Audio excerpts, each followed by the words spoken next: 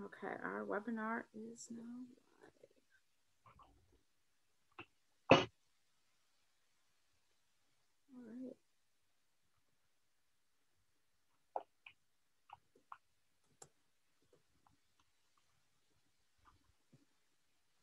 Okay, there we go. We have a few folks.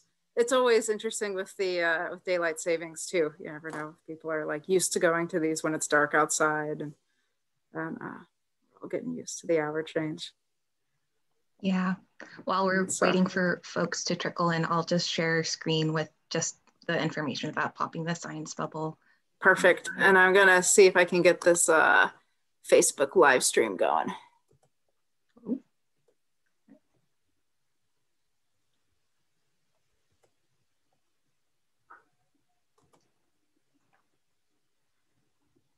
And just for the speakers too, we will be monitoring Facebook, and we'll let you know of questions from Facebook as well.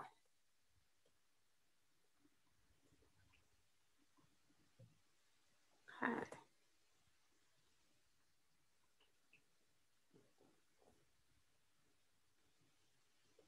All right.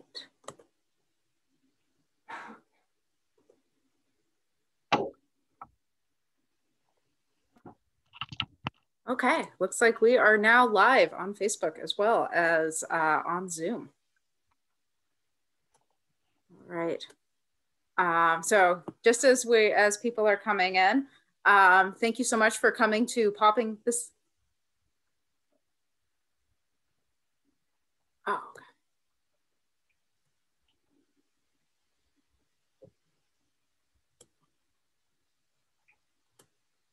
All right, thank you so much for attending tonight. Berkeley Public Library just loves that we can bring Popping the Science Bubble to you on a monthly basis. I mean, this is really good. And it's just so exciting to be able to continue this program virtually and bring people to our conversation. So welcome to Popping the Science Bubble. This monthly seminar series aims to share new research findings from graduate students and postdocs at UC Berkeley with the general public, and create constructive discussion about a variety of science topics. Please ask us questions. We really do want to create discussion in these conversations. You can ask questions on the chat. We're also streaming on Facebook, so please post your questions. We have 2 speakers at each seminar who will talk about their current research or a topic that they find really interesting. The organizers are 3 graduate students at UC Berkeley, Jenna, Madison, and Oksana. If you're interested in checking out their past seminars, you can visit their website. They have a WordPress website. They also have a YouTube channel. There's Twitter and Facebook just to keep up with Science Bubble. And you can sign up on the listserv to keep in the loop for upcoming seminars. So thank you so much. I'm going to leave the Science Bubble up to introduce tonight's scientists. Hi, yeah, so as Kelsey said, we're Popping the Science Bubble. Hi to new tune-inners, and also welcome back to everyone who's been here week after week. So we are a group of grad students from the University of California, Berkeley, and both of our speakers tonight are also graduate student researchers, and so we basically are hopefully putting on display our ongoing science here at the university. We will be monitoring the chat both on here on Zoom, and then the comment section on Facebook for any questions. So please feel free to, as they arise, ask our speakers any clarifications or further investigations. We really want to hear from you guys as well. So hopefully our speakers will keep you engaged. They always do. Okay, so Oksana will introduce our first speaker tonight. Our first speaker tonight is Stephen, who grew up in Atlanta and graduated from Georgia Tech with a bachelor's in chemistry. He then moved to Berkeley to study organometallic chemistry in John Hartwig's lab.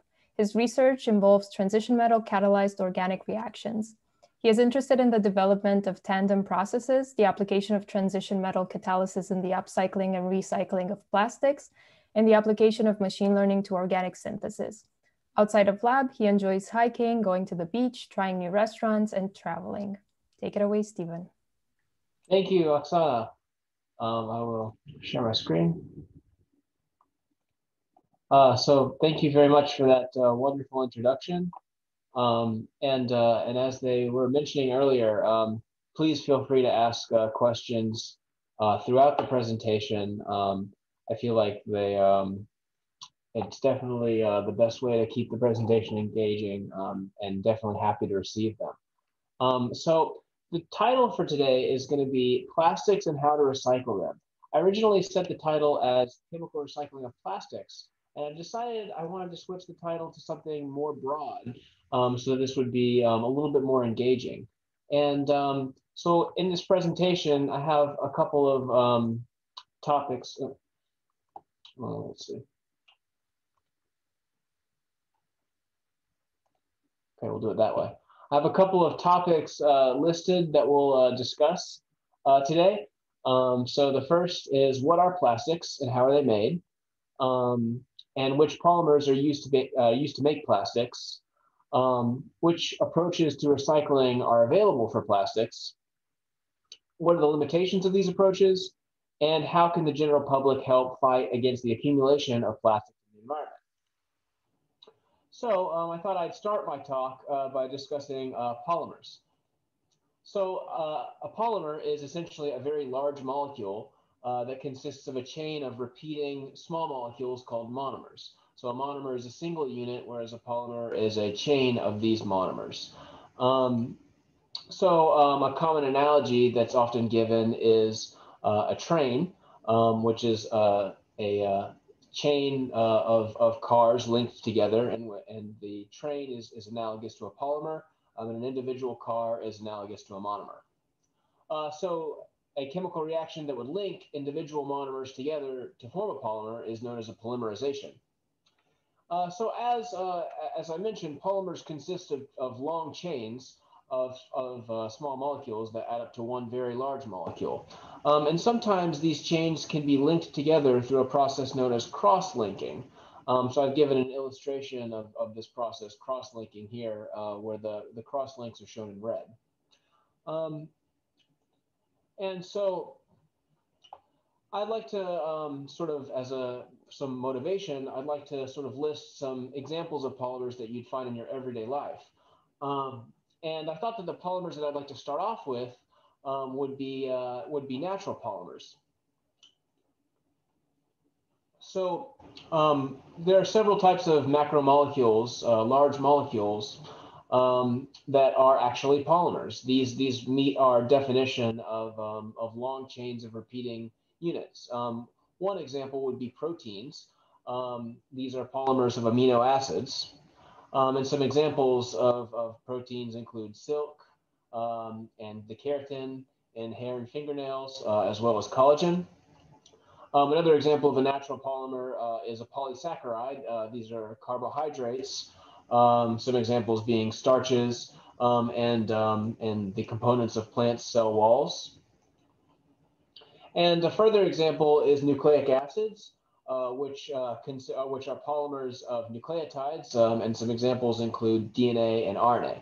So these materials you wouldn't necessarily automatically think of as polymers, but they do meet this definition of repeating units chained together to form a very large molecule. Those are examples of natural polymers, but what about synthetic polymers? So I would define a plastic as a synthetic polymer made from organic monomers. And when I say organic in the scientific community, this term organic really means has a different connotation than what's talked about colloquially. In the scientific community, organic means some chemical compound that contains bonds between carbon and hydrogen. And so these compounds, these hydrocarbon molecules, are typically sourced from crude oil and natural gas. So these are our sources of plastics. So there are many different types of plastics, and you can actually tell often what type of plastic something is by checking the label. So some of you might have seen these types of labels on plastic products. You know, these three arrows conjoined together in a triangle might imply to you that a material is recyclable because it contains one of these symbols. However, almost always that's not the case. And in fact, only labels 1 and 2 are recyclable in Berkeley, whereas labels 3 through 7 are much more rarely recycled. And so I thought I would discuss what types of plastic each of these labels is associated with, and what they're made of. And so I'll give some examples on the next slide that contain some pictures. But just very briefly, since 1 and 2 are the only polymers that are really reasonably often recycled, I thought I'd discuss these polymers first. So label number 1 is polyethylene terephthalate. Now this is basically the plastic that's basically used to make water bottles, Dasani bottles, and other beverage bottles. This is the most common use of polyethylene terephthalate. And then the second most commonly recycled polymer is high density polyethylene, which is commonly used to make milk jugs. And some other applications here: cleaning bottles and shampoo bottles and bleach bottles. So I thought I'd give some more examples of some more diverse plastics here, and some more diverse examples of organic polymers. One of the most common polymers produced is low-density polyethylene, which is a polymer of ethylene. So you can see that the way that the naming of these polymers works is the prefix poly is attached to the beginning, and then the monomer is attached after that. So polyethylene is a polymer of ethylene, ethylene being C2H4, a very small molecule that can be linked together to form a long chain of polyethylene. So low density polyethylene is listed here. This is basically your lowest grade plastic that you can get. And you'll see this in plastic wrap for food. Like, for example, if you buy some salsa from the grocery store and you have to peel off that plastic at the top, that's usually got some low density polyethylene in it. And then high density polyethylene is a little bit harder and higher grade. This would be used to make a milk jug. Polypropylene has a different monomer. This is from propylene as the monomer, and this is a little bit higher grade as well. As we discussed before, polyethylene terephthalate is used to make water bottles. And some other examples that were a little bit different from the previous ones are polyesters and nylons. These are polymers of either these organic compounds known as esters or amides, which we'll show on the next slide. So I thought I'd like to discuss a little bit the chemical structures of plastics. So low density polyethylene, as I mentioned before, this is a polymer of ethylene, but low density polyethylene has a branch structure where the chains sort of grow out in a branched fashion. Whereas high density polyethylene is made from the same monomer but with linear chains. Polypropylene, so actually I'll point out in these polymers, you can see that the repeating unit is this ethylene unit, this C2H4 unit. And in the case of polypropylene, we have a 3-carbon unit, this unit here with these 3 carbons in the brackets. And so polyethylene terephthalate has a slightly different molecular structure. This is a polyester, a type of polyester. An ester is a compound that contains a carbon double bonded to one oxygen and single bonded to another oxygen. You know, these polyesters have a lot of various different properties with applications ranging from water bottles to socks. And finally, even nylons are plastics containing which are polymers containing carbons double bonded to an oxygen and a single bond to a nitrogen. Hey, Stephen, I was wondering, if we could go back to the previous slide and maybe look at that low density, high density polyethylene example, since it's really nice. They're both the same monomer, but one's branched and then one's linear. So could you, I guess, connect again to how does this branching lead to the different flexibility of the polymers that we use? Yeah, it's an important point is that chains can be ordered in different ways, and as Jenna was saying, low density polyethylene has all this branching in the chains, whereas high density polyethylene, it will just be a single linear long chain. So what does that mean for the different properties of the polymers? So essentially what this means, and I think a good way to think about this is how, as you can imagine, that something that's a long linear chain is going to be able to pack much more closely to other long linear chains than something like this, which would sort of just clump up and not as neatly fit together with another polymer. And so what that means is if these molecules aren't packing as well together, then the bulk material is typically going to be a lot more flexible. And that's why low density polyethylene, you'll see this as a component for plastic bags or more flexible applications. Okay, thanks for that rule, Stephen.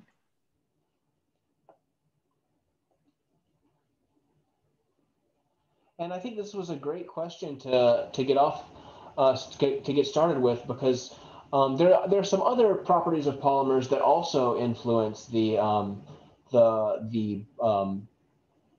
properties of the bulk material that they're made of.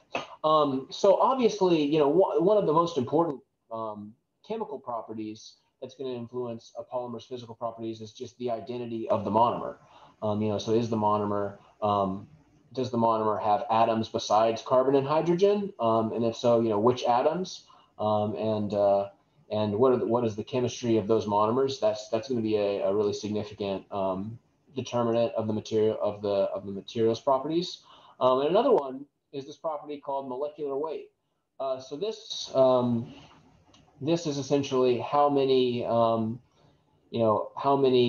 atoms are in a single chain.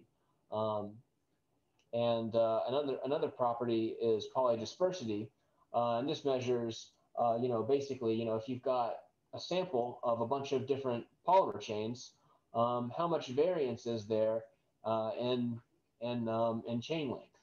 So if you have 500 polymer chains in your sample, is this a uniform polymer where all of the polymers are the exact same length, or is this a sample where some of them have molecular weight 10,000 and some of them have molecular weight 100,000, and there's a lot of variation in there. So I think that one thing that's important to note about all of these properties is that the consumer goods that you buy plastics with, or the consumer goods that contain plastics, there's a lot of variation in these properties in those goods. And that will really impact how we're able to recycle them.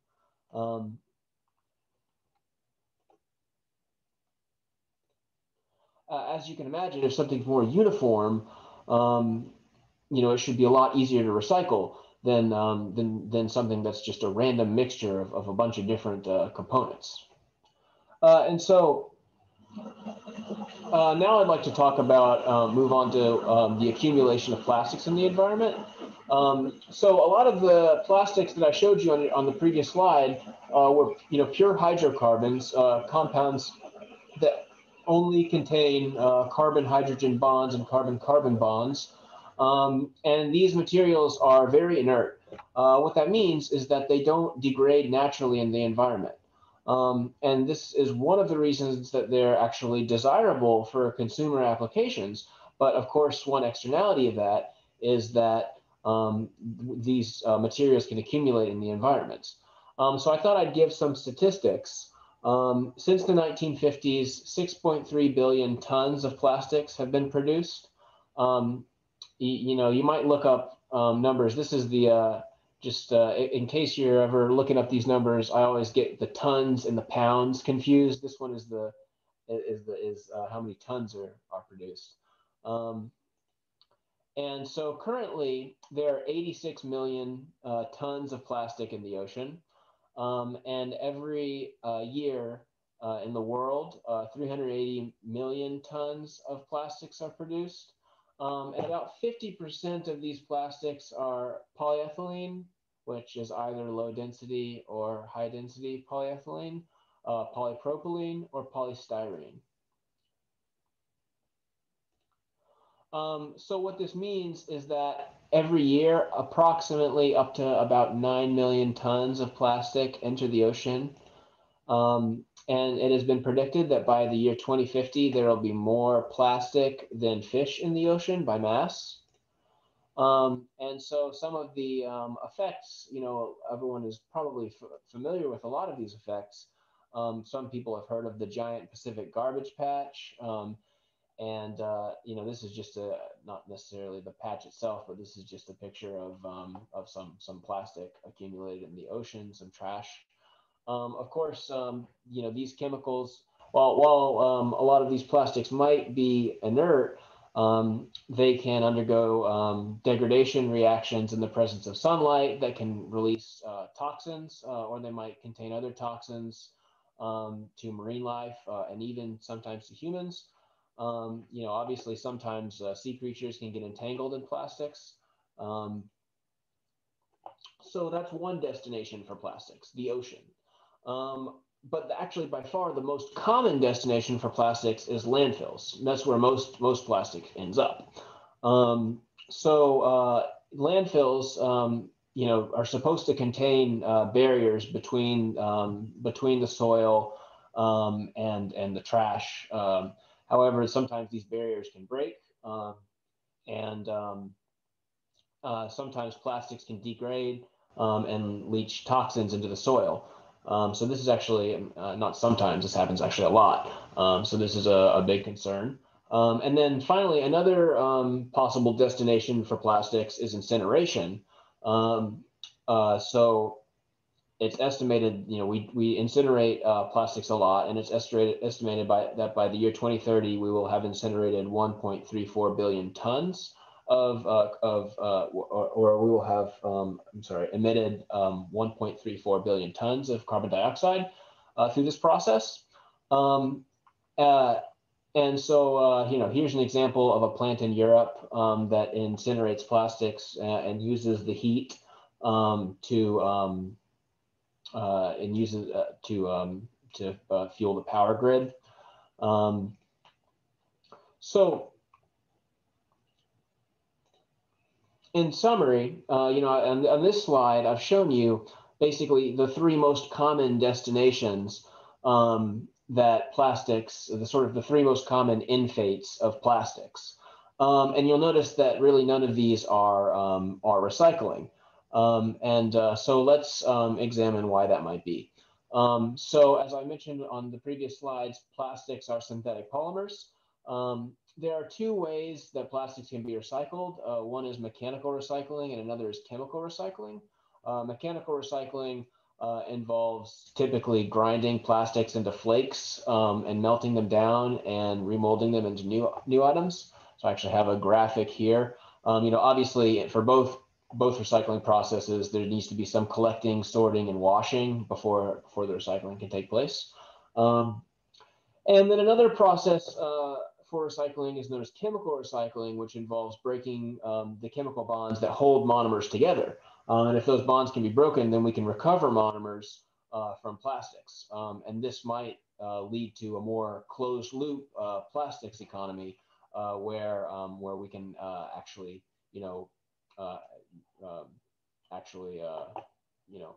indefinitely recycle these things. As you would imagine, through mechanical recycling, there's only so many times that you can grind something down into flakes and remold it and melt it down and remold it before you end up with a really low grade material. And one of the reasons for this is because so many consumer plastics, are not uniform polymers. They are very dispersed polymers that contain an assortment of additives and contaminants, and this can make it very difficult to remold them into new useful materials. So, but both of but actually, at the end of the day, both of these recycling processes face some serious challenges. So, something like a water bottle or a jar of peanut butter is a really cheap material. So I mean, when you add up the economic costs of washing this, of washing the peanut butter out of your peanut butter jar or the soda out of your water bottle, sorting all of the recyclables, transporting them to a central facility, and then also considering that you would need to find a buyer for all of these materials. So currently, since about 2014, these plastics waste can no longer be sold to China. So another buyer needs to be found, and then you would need to, ideally, if you were to find another buyer, you would want to follow up with them with the hopes that they were recycling, you can sort of add up all of these considerations, and so okay, that's how much it costs to make recycled polymers. Well, it's actually let's compare that to how do we make virgin polymers. We make those from crude oil and natural gas, which literally come out of the ground and are very cheap. So to make that economic comparison, you can maybe perhaps understand why at the end of the day, only about 9% of plastic is actually recycled. And I'm surprised. I was actually kind of surprised that it was as high as 9. But actually, some plastics are easier to recycle than others. So polyethylene terephthalate can be chemically recycled. So that's one big advantage there. But also polyethylene terephthalate waste streams typically consist of mostly just water bottles. So that is a lot easier than recycling disparate waste streams like the low density polyethylene from the salsa thing from Trader Joe's, and then some other source of low density polyethylene maybe that's used for I don't know, saran wrap or something like that perhaps, or just some other items around the kitchen. They're going to have, those things are going to have very different molecular weights, very different polydispersities, and very different degrees of branching. And so, usually you need those things very tuned in a uniform fashion to remold into a new consumer good. Anyway, but the takeaway from this slide is that it is actually very expensive to recycle, and as a result of that, not much of it is done. I had this, I think I might be sort of going over, and I want to leave Clarissa a lot of time. So I have a YouTube video here, but if you're curious about this topic, you can YouTube the life cycle of a PET bottle. And I'll just briefly discuss on the next slide some solutions and ongoing research. Obviously, the three main solutions to this problem are reduce, reuse, and recycle, but with a real emphasis on reduce and reuse. So I mean, to the extent that we can reduce plastics use, and to the extent that we can reuse plastics, we really should. However, I think that a lot of this, comes down to responsibilities on the parts, of large companies that manufacture things with single-use plastics.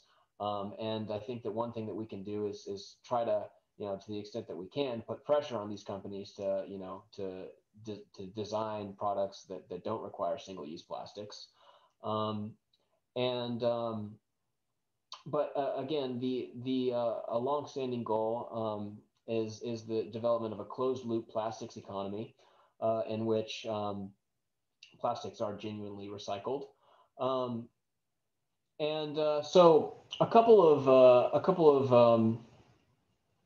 of research efforts towards this goal include the development of different polymers besides the most commonly used ones that I showed you on the previous slide that might be more amenable, that might feed in better to a closed loops economy. And also these three approaches down here for actually converting the waste streams from petrochemicals back into useful products. So we might want to convert these back into monomers through chemical recycling. That's what my research focuses on at UC Berkeley. And we also might want to consider converting polymers back into other small molecules. And also we might want to do this process called upcycling, where we take polymer waste and do some chemical reaction on it and make something more valuable, a polymer that has better materials properties. Okay, well, that is the end of my presentation. Does anybody have any questions?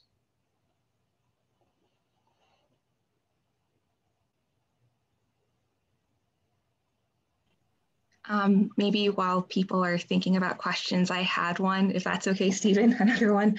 Yeah, so I guess maybe just a general question about the chemical recycling, where you were talking about breaking the plastics back down into their monomers. So I was wondering if you could highlight again, maybe like what is the biggest challenge of that right now? Is it also cost like mechanical recycling, or is it just really hard to break down a polymer into monomer? Like how hard is that process? Yeah, so that's a good question. So it depends on the polymer. You know, for some polymers, the harder task is going to be collecting and sorting. For other polymers, it's going to be, you know, that those polymers just are too, you know, are too, I guess, it's too thermodynamically challenging to recover the monomers from the polymers. And so, you know, some polymers, like for example, polystyrene and even polybutadiene, you know, the reverse depolymerization is actually possible. So, but I would say still challenging. So I would say I think they're both challenges, I think.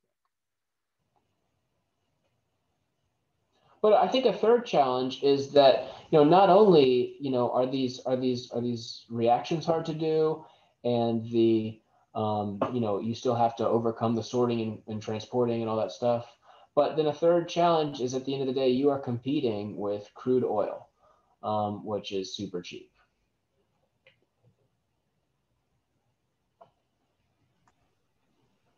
Thanks for the answer to that. So someone had a question just asking to maybe elaborate on your research a little bit more. So you mentioned that your research was focused on converting waste polymers back into monomers, right? Right, yeah. So so there's a couple of ways that polymers can be converted into monomers. Unfortunately, I can't go too in depth on the details of my research, but I can give a little bit of detail. So basically, what a lot of people are doing right now involves basically reacting polymers with various you know, various other external reagents and with heat and light, and that these sort of ingredients can help actually break the chemical bonds that hold monomers together, and that the monomers can then be collected and then repolymerized.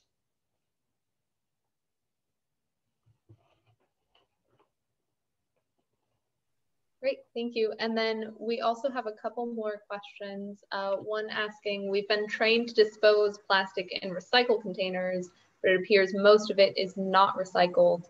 Do you think the public is not sufficiently aware that plastic use is a one-way street, with the exception of water bottles? Yeah. So, and I will point out, it's not just water bottles. It's numbers 1 and 2. So polyethylene terephthalate and high density polyethylene. But I do think that actually that is a really big problem. If you look at this at this chart, right? I mean, you see something with 3 arrows on it in a triangle, you really do think it's recyclable. And it's not, this is not really by accident. The plastics companies want you to think this. This is, you can actually, NPR has a really good story on this in their Planet Money podcast that you can look up on the origins of the sordid origins of these plastics labels. So you can check that out. Cool, thanks. And then I guess kind of following into that, another question asking from a consumer recycling perspective, are there general conclusions about what or how we should recycle other than just buying less? Should we choose what type of plastic specifically we're buying, or wash things before recycling, or kind of what strategies on our end can we employ? So washing things before recycling is super helpful. Absolutely. I think, honestly, I don't really see how you can do the former task. At the end of the day, as a consumer, you don't really have too much of a choice in how your goods are packaged. I think definitely spreading awareness about this topic, and definitely, to the extent that an individual can, putting pressure on plastics companies, political pressure or however that can be done, is definitely one thing that can be done. I'll also quickly caution that when you wash things using hot water, completely kind of wipes out any energy savings that you'd get by recycling that item. So if you can rinse it or wash it with cold water, you could still get some, energy sustainability savings, but the energy to heat the water is already the energy it takes to make the thing. Yeah, that's a good point.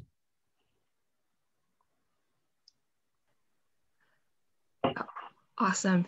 Thank you for your talk and for the answers to these questions. We still have a couple more, but keeping an eye on time, we'd like to move on to Clarissa's talk, and Stephen will be able to chat in the Q&A box or respond directly to the chat to answer the rest of your all questions.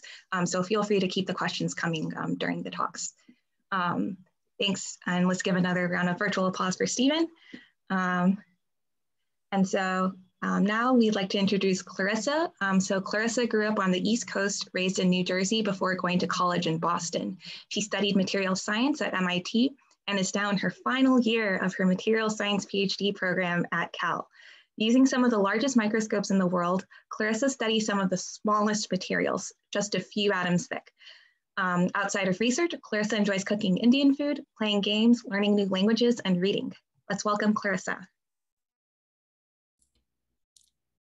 Thank you for the intro, Jenna. I'll just share my slides real quick. So yes, thank you. Very nice to be here. Very nice to meet you all. As Jenna said, my name is Clarissa. I'm in my 5th year of my PhD program at Berkeley in materials science and engineering. Most of my work, however, is actually up the hill at Lawrence Berkeley National Lab. It's the shining lab on the hill, working closely with the UC Berkeley campus, but technically distinct. My bachelor's was at MIT, and my research is in nanoscale semiconductors using electron microscopes. So this is me in the middle with my PI back when we could, be in person. PI meaning my boss, my principal investigator, and this is my undergrad research group up here, and some nanofabrication. Can you see my mouse? No, okay, so let's do a laser pointer. Cool. So this is when I worked in a clean room, which is where we make nanoscale devices and full-on bunny suit. All right, so I have a quick pitch, by the way, for the Molecular Foundry up at Lawrence Berkeley Lab. The Molecular Foundry is where I'm based. It's where I do the bulk of my research. And the thing is, it is like a gem sitting up on that hill because it is a free national nanoscience center. Basically, the way it works, anyone in the world can submit a proposal for a project or a research project that they think is valuable and has merit. It's reviewed by peer review. And if the proposal is good, like if it will advance science, then you can come to Berkeley if you're from somewhere else, and you can use both the expertise at the lab and the instruments at the lab, these sometimes multi-million-dollar machines for free in order to advance the public good. So this is free team science, and it's right here in Berkeley. It's a pretty incredible resource, and proposals are now open, by the way. If you are in research or you're connected to someone in research, proposal call ends, I think, April 2nd. I want to highlight for a second what I mean by nano. Since this is a nanoscience center, I do a whole bunch of nano research. This is a scale bar where each step is a 10x multiplier. So all the way on the right, we have something familiar like human hair. So we're already in that mu symbol is micro. So we're in hundreds of micrometers is the width of a single strand of hair. And then if you go basically thousands and thousands of times smaller, we get to DNA and things that are molecules and atoms way, way down on the nanoscale. So this is the area where we focus on at the Foundry. Okay, so I have so many things I would love to speak with you all today, but please, if you have questions while I'm speaking, absolutely put them in the chat. I'd love this to be as interactive as possible. Actually, right now, before I kind of get into technical stuff, if folks in the chat want to say kind of what their background is, like if you are, maybe what your job is or what your exposure to science is, what are you coming to this seminar with, or what are you curious about? So I'll take a couple seconds just so people can open up that chat window and type, say, I'm a middle school science teacher, or a parent, or retired scientist, or just someone who's interested. Let's see. My laser pointer off. And I might have to ask the hosts to let me know if there's anything in the chat. Also, just as an update, we can see your mouse even when it's not a laser pointer. So I know you were questioning whether you could use it. At least I can see it on my end. Cool, that works, thank you. Well, if everyone's feeling shy, that's all right. We'll jump right in. We have someone who says that they are a retired IT tech guy. Awesome, very cool, very cool. Good to have you with us. So since I don't know where everyone's coming from, we will start off with the basics of basics. We love talking about fundamental particles. The atom. So absolute basics, there is a positive core called the nucleus. There are negative charges swirling around it called electrons. And this is, when I think about material science, I always think about the atom. Like, I don't mess with quarks. Physicists can have those. I think about the atom and things bigger. So I think about molecules. We already had, Stephen mentioned DNA is a type of polymer. It's a bunch of repeating units, but also, we have this atomic kind of ball and stick model. We see it on the right here for caffeine as well. And then we also have these kind of electron clouds models, which is, depending on the kind of science you do, that kind of becomes more relevant if you're doing, like, there's a whole field called electronics, right? We all have electronic devices. These are all about electrons and how things move. And then there's materials. So I am not a chemist per se, I am a material scientist. I think about kind of the next level bigger than one small molecule. Or even, polymers can be big molecules, but I think about, crystals or somewhat larger systems. So I wanted to talk to you mostly about what is material science and engineering. We're a little bit of a niche field, kind of an intersection of many different things. So there's a lot of physics, there's a lot of chemistry, there's some math, there's some mechanical engineering. We're our own little space at the intersection of all of these things. we have this thing that if you ever take a material science class, you will probably see, just called the material science tetrahedron. That's this shape on the right. It's essentially, given a structure, how can we process, how can we get to that structure through processing? And what's the performance, what's the properties of that material? So something that you can interact with on like a tangible scale, how do you make that happen way down at the atomic scale? And how do you create that through processing?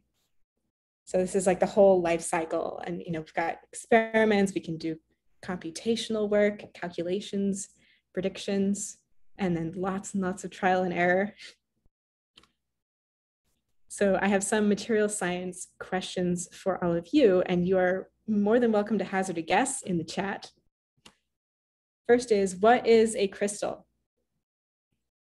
Like, what's any definition of a crystal? Actually, if you have a sense, feel free to type that in. How do you make a katana? How do you rescue old chocolate? Why can we see through glass? What color is a mirror? Can we ever see atoms? These are things I think about kind of all the time because they are all like hardcore material science questions. I love my field because I get to look around the world and understand it kind of on and quite physically a deeper level. And in order for this talk to make sense, I do have to have a little bit of thermodynamics. There is a marvelous thing that I didn't love at first, but I love now, called a phase diagram, which is basically a map. It's a map around some thermodynamic space, meaning say temperature or pressure, into kind of what phase of matter you will find at that point. So like the basic phase diagram for water is on the right. So if you are at room temperature, which is somewhere around 25 degrees Celsius, and atomic pressure, which is 1 atmosphere, aptly named, we have liquid water. We are right here. If it gets cold, we get ice. If it gets hot, we get steam. And so we have right here our boiling point of water at 100 degrees Celsius. And here our freezing point of water at 0 degrees Celsius.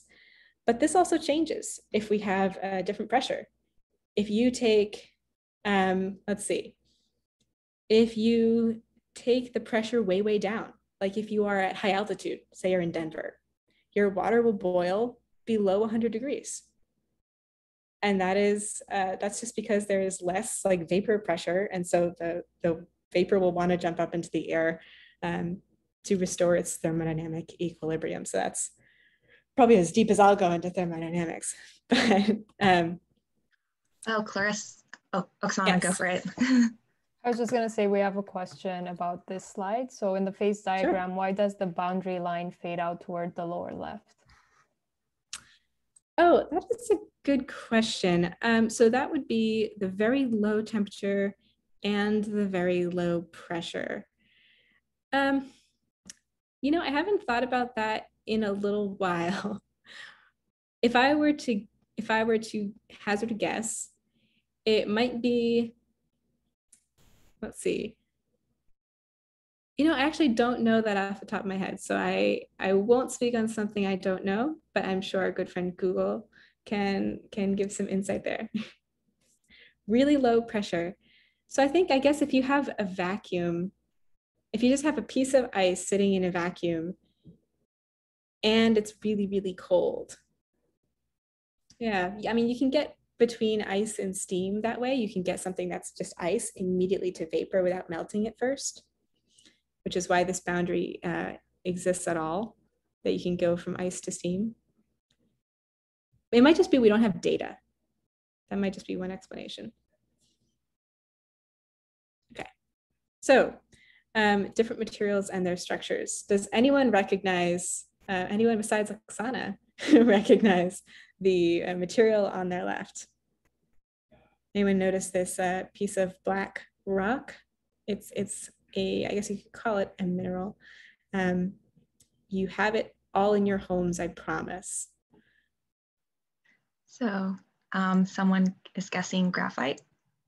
Absolutely. Yep. This is pencil lead, the pencil tip, graphite. It is a layered piece of carbon.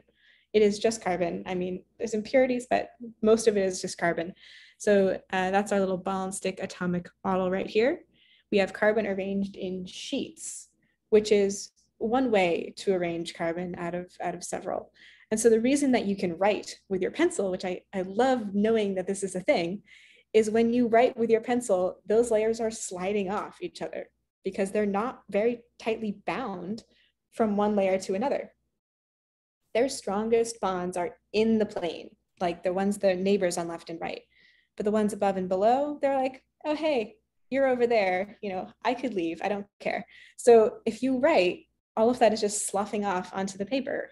So it's molecular friction. You're doing it. Big contrast to this other very well-known carbon-based material. So this, I think you can all tell by the picture, is diamond. So diamond is also pure carbon. It's from an elemental standpoint, exactly the same. The only difference is how you pack the carbon in. If you arrange them in layers with bonds out to the sides, or if you have them in a 3D structure. We actually call this the diamond cubic structure based on its most famous example. So this is a tetrahedron, that shape I mentioned earlier. These angles in between the atoms is 109.47, and I will have memorized that forever. But this is also more dense. So if we looked at the phase diagram for carbon, if we upped the pressure, we could condense graphite into diamond. But then, kind of the funny thing about that is if we go back up to kind of atomic pressure and you sit a diamond just on the surface of the earth, for a while, it will eventually degrade back into graphite because graphite is the preferred form of carbon at room temperature and pressure. Surprise, a diamond is not forever. Okay, so some other fun crystal organizations. We have quartz, which a lot of you will know is kind of like a white or clear rock. And then quartz and sand, silicon dioxide are used to make glass. But the thing about glass, as in this wine cup, which is so nicely animated, it's actually not arranged in a very repeating pattern. It's very distorted if you see this image on the right. So we don't actually call glass a crystal because for us, that definition of a crystal I mentioned earlier is anything that has a finite, kind of like a repeating structure, that if I take 3 steps that way, then, and I look around, it's going to look the same. Whereas this amorphous structure just means basically disordered. That actually has big implications for how these materials behave. But something that I remember being surprised at when I was first learning about these structures is that metals are crystals. Metals are crystalline. You know, I view them as kind of this one block of thing. But then I realized they are actually really ordered when you get down to the atomic scale. They have a phase that they like to be in. So our definition of phase is expanding beyond solid, liquid, gas. Now we have many different solid phases where a phase is just a different way to organize something. So there are different phases of carbon, right, on the left. And then there's different phases of metals. I wanted to mention something interesting, which is we change the way we make certain materials so that they have different properties, right? It's kind of the definition of being an engineer, in my view. So if you find an old car or an old truck with a broken window, you might notice that the shards are pretty huge and dangerous. If you are in an accident in a super old car with kind of normal single pane glass, those shards could kill you, right? Modern cars, literally all modern cars have had treated glass. So this glass undergoes a process called tempering. And you might have heard of tempering in a few different ways. It's basically raising the temperature, lowering the temperature, raising it again, and lowering it again. just doing it in kind of a careful way so that we can do some like gymnastics with the different phases of the material. So the reason we temper glass is when it shatters into a bunch of teeny tiny little, almost like rounded pieces of rubble that are much less likely to be lethal. So it might look like a mess, but it's way less dangerous than those big shards. And there's a good bit of physics in this. The way you temper glass is you heat it up in an oven and then you cool it by blowing cold air on it. And doing that means that the part of the glass that touches the air will compress really quickly. And then the part on the bottom will also compress really quickly. And it will kind of lock in this heated, expanded structure that's in the middle. And so now we have a conflict. We have a compressed top and bottom, and we have a something that really wants to pull apart in the middle. And this is really stressful for the material, that it's not all kind of at the same density. And so this means that the material is basically pre-stressed. So if it gets a shock, like if a tree hits your car, the whole thing will just shatter into a bazillion pieces. And that's how that works. Something else that undergoes tempering are samurai swords, and a lot of like really hard knives, like really sharp, really good cutting knives. I love this animation. Katanas, the samurai swords, they are curved because of the heat treatment and the process they go through. Also the blade, the cutting edge is super, super hard and super, super sharp. But the backbone of the blade is actually more durable. It's tougher in our material science lingo, meaning it can take some energy shock without breaking. It'll absorb impact. And the way you would basically heat treat it is you cake on clay along the kind of spine of the sword, and then you leave a very thin layer or very little clay towards the cutting edge. And so when you plunge it into water in a process called quenching, the part that's really protected by the clay cools more slowly. So those atoms can find a kind of more favorable arrangement, some more comfortable way. They're like, oh, don't mind me, I'll walk past you here and settle in. And then the part that just got shocked by being plunged into cold water gets frozen. It's stuck. It lost all of its energy to move and rearrange in this really uncomfortable position. So this is why if you get like a really good, this is a Damascus steel, like chopping knife or chef's knife, there we go. If you hit it on something terribly hard, you could fracture it. Whereas a fork or something, some other piece of metal you have in your kitchen, you could probably bend it a number of times in a number of ways before it kind of like tears. There's different types of failure in metals. If you have something that like, you guys might have done this with maybe a paper clip. If you ever like unwind it and fold it and do something, you can wind metal enough such that it just breaks. It doesn't shatter, doesn't snap, it just kind of, meh. It just kind of fails. Whereas something else like that knife on the prior slide can actually crack and have like a chunk missing like that. Are there any questions? I know I'm kind of going through a lot of different things, but I'm very excited. I want to make sure that we get through some of this in the allotted time. Something else that undergoes tempering that I can't conclude without mentioning is chocolate. And I have to mention it because I love chocolate. And chocolate is a material, just like so many other things.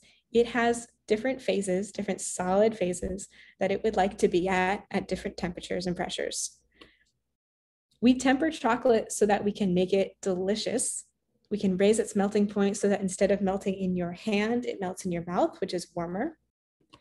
We can harden it so that it has that really nice snap if you break high quality chocolate. And this, I know this is, graphs and math, but I wanted to show side by side the time temperature transformation graph of chocolate versus steel.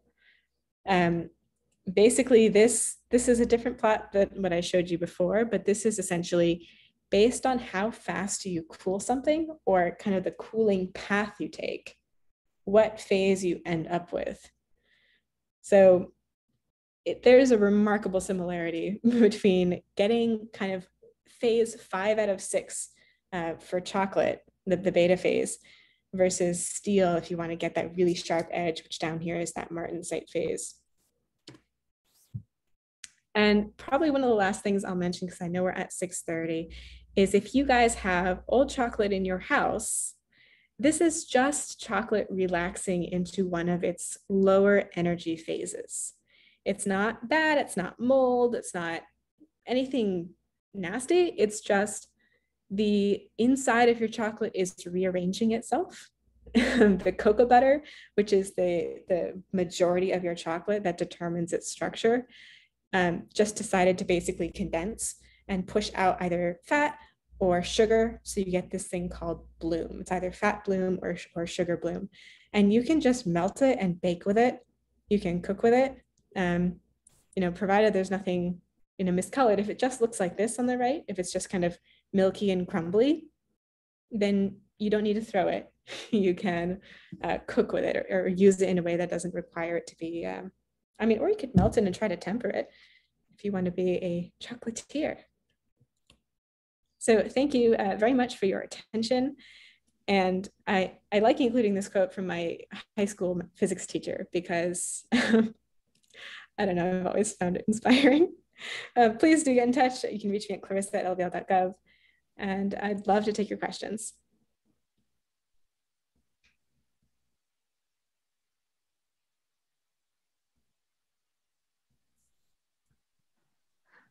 So there is couple of questions. So one of them is, how does adding lead to glass or crystalware make it more optically clear? Oh, so yeah, that's very interesting. It depends on, as always, like the purity of what you're dealing with, because color in glass could come from a variety of sources.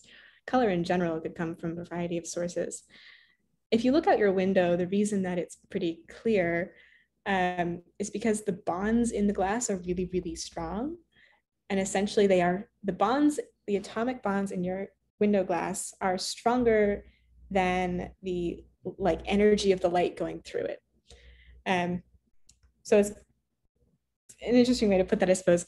But if you're familiar with electronics, it means the band gap is too high for the light to be absorbed or reflected. Your question was about adding lead. It's actually kind of hard to find leaded glass these days because we know that it's not healthy. So, but you could find old leaded crystals. What we usually find these days is actually borosilicate glass. So we add things like boron, we add calcium, and we add sodium to glass. A lot of that is about workability and less about clarity, though. It lowers the glass kind of transition temperature that we can make it into shapes at and process it at, so we can use less energy to do it. You can add things like transition metals. Like if you add copper to glass or gold to glass, then you can get different colors of glass. This is like part of stained glass. I'm wandering a little bit with the question, but there's a lot of ways to get color in something. You could either, put in like a paint or a dye, or it's like a pigment that has color, which is a chemical reaction, or you could use transition metal chemistry to do like a stained glass.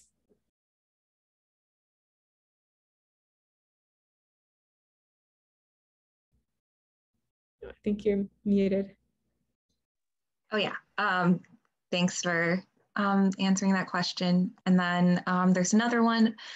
So it's a little bit of a different direction. So can you say something about the personal commitment it takes to spend 5 years toward working toward a PhD? Oh, yeah, sure. So you can do a PhD at any time in life. I'll just say that right up front. I know folks who, were in the military for 20 years and are now getting their PhD, or a parent and now getting their PhD. So anyone on this call can obviously get a PhD. I would just say, I hope that you are excited about something, because it does take a lot of commitment, a lot of time. You don't earn a lot in a PhD. Usually in the sciences, you can often find funding, but it's mostly meant to live. So it does take some level of like dedication to your field, or wanting to further it, or honestly wanting to work on yourself to find a problem that you care enough about to spend, 4 or 5 years every day just getting deeper and deeper into that problem. My own research wasn't too much covered in this talk. I have slides later if people are still around and interested.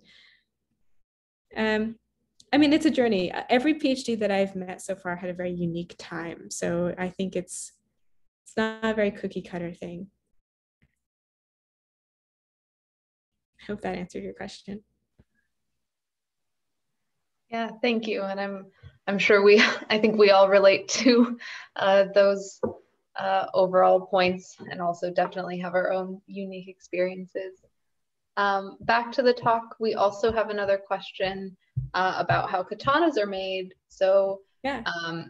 This question is that katanas famously get made with many, many folds, creating ultra thin layers. Is this contributing significantly to the strength, or is that much less important than the tempering? Oh, it's totally important. I didn't even get to that because there's so much to cover. But katanas are famously folded more than 20 times, which just adds a ridiculous amount of hardness and strength to the material. So briefly, steel is iron plus carbon plus something. So iron is the metal, the base of that material system, and then you add these tiny atoms of carbon in comparison that are so small they just go in the spaces in between all the iron atoms, and so they make it much harder to deform.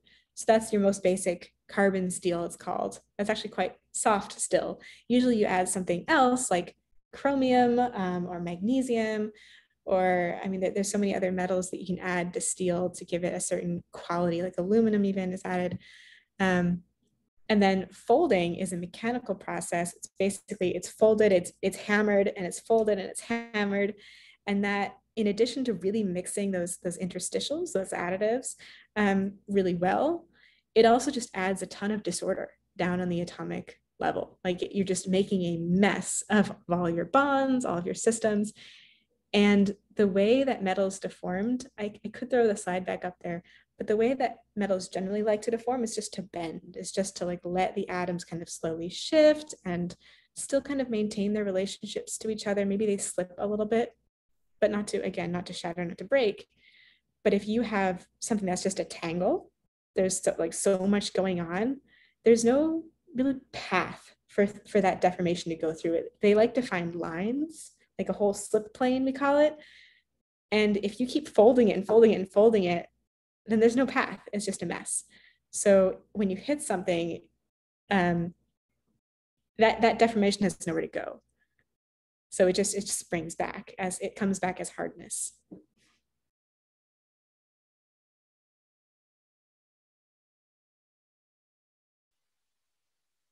Someone brought a katana into my undergrad mechanical properties of materials course. He borrowed it from a museum just to show us how cool sword making is. And I love that story. I love talking about that. All right, well, these were such great presentations, really, Stephen, Clarissa. Thank you so much for just bringing these everyday topics and objects and explaining how complex and how beautiful and how complicated these things are. I learned so much in this talk, and you both are just fantastic speakers. So thank you so much. I encourage folks to return to next month's Popping the Science Bubble. This happens every third Tuesday of the month. And we broadcast on Zoom, and we also broadcast on Facebook Live. Thank you so much. All right.